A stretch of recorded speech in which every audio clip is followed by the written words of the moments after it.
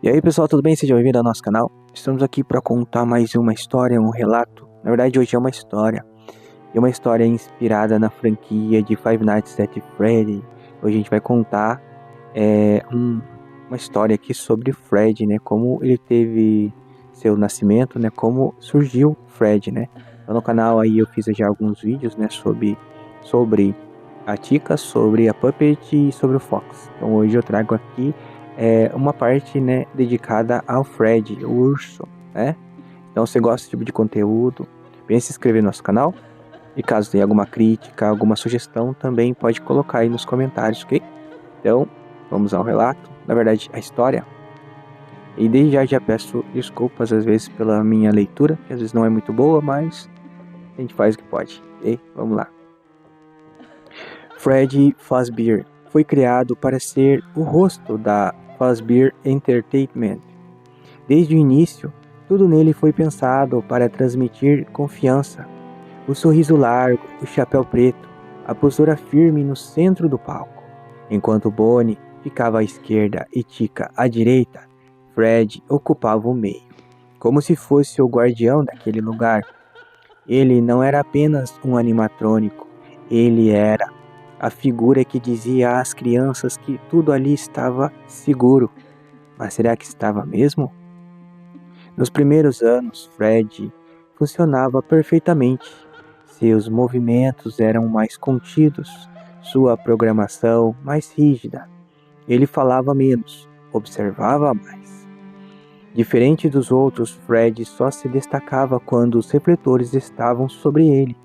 Quando as luzes se apagavam, ele permanecia imóvel, como se estivesse esperando o momento certo. Esperando o quê? Um comando ou algo mais? Foi nesse ambiente de falsa segurança que Gabriel frequentava a pizzaria. Ele era uma criança tranquila, não chamava a atenção. Gostava de observar mais do que brincar. Fred era seu animatrônico favorito. Talvez porque via nele algo familiar, algo que parecia sempre estar no controle, mesmo quando tudo ao seu redor parecia caótico. Mas quem realmente está no controle daquela pizzaria? Durante o incidente das crianças desaparecidas, Gabriel foi uma das vítimas de William Afton. Assim como os outros, foi atraído pela promessa de algo especial, algo secreto, algo que só ele poderia ver. Não há registros claros no momento exato de sua morte, apenas o silêncio que veio depois. Um silêncio que a empresa tentou abafar com reformas, novos animatrônicos e versões melhoradas dos antigos. Mas será que é possível reformar um lugar onde algo tão errado aconteceu? A alma de Gabriel se ligou a Fred.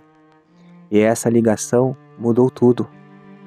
Fred, que antes era apenas um símbolo de entretenimento, passou a carregar o peso da liderança mesmo depois da morte. Enquanto os outros animatrônicos se movem de forma errática, Fred age com método. Ele observa o ambiente, espera a energia acabar. Se esconde nas sombras, porque Fred quase nunca corre. Porque ele parece sempre saber o momento exato de agir. Talvez porque Gabriel, em vida, tenha aprendido cedo demais a ficar quieto, a observar, a entender que quem se expõe primeiro é quem se machuca. Dentro do corpo de Fred, essa cautela virou estratégia. Ele não ataca por impulso como Foxy. Ele se aproxima lentamente, como alguém que já entendeu que o medo cresce mais quando não se é visto. Fred só se move quando o jogador já está cansado, quando a atenção falha, quando a luz acaba. Coincidência? Ou reflexo de uma criança que foi enganada exatamente quando acreditou estar segura? Há algo profundamente simbólico em Fred. Só atacar no escuro. Ele não precisa ser visto. Ele não precisa ser ouvido. Sua risada ecoando pelos corredores não é apenas um efeito sonoro, é um aviso, um lembrete de que, mesmo quando tudo parece quieto, algo está observando. Mas quem está observando quem? Com o passar dos anos, Fred se tornou o animatrônico mais associado à própria franquia. Seu nome está na fachada. Seu rosto está nos cartazes.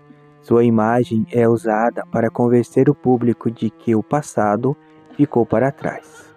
Mas se Fred é o símbolo da empresa, o que isso diz sobre o que ela tem a esconder?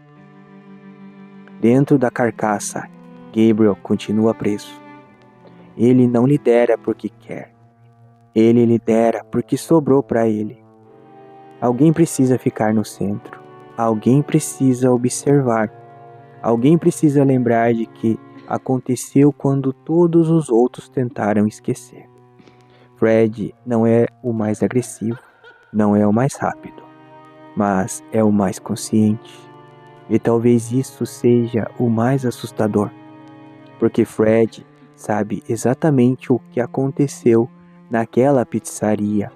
Ele esteve lá. Ele viu as luzes se apagando, uma por uma. Ele ouviu as risadas se transformarem em silêncio.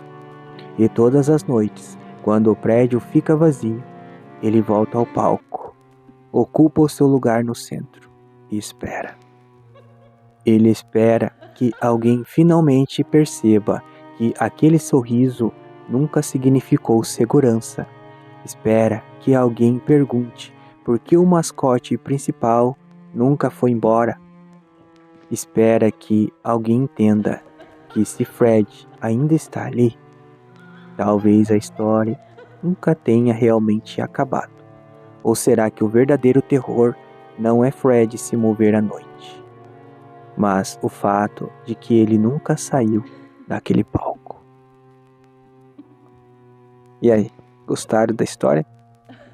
Esse aqui então é um relato, uma história inspirada na franquia de Five Nights at Freddy's. Então, se gostou, deixa um like. Se não gostou, deixa o dislike, né? E se inscreve no canal aí, e alguma sugestão ou crítica pode colocar nos comentários aí que eu vou ler e vamos melhorar aqui. E aí, pessoal, então agora falta fazer do Bonnie aí, talvez seja o próximo, ou então do Spring Bonnie também, ok? Vamos por aqui e até um próximo relato ou história. Valeu, pessoal!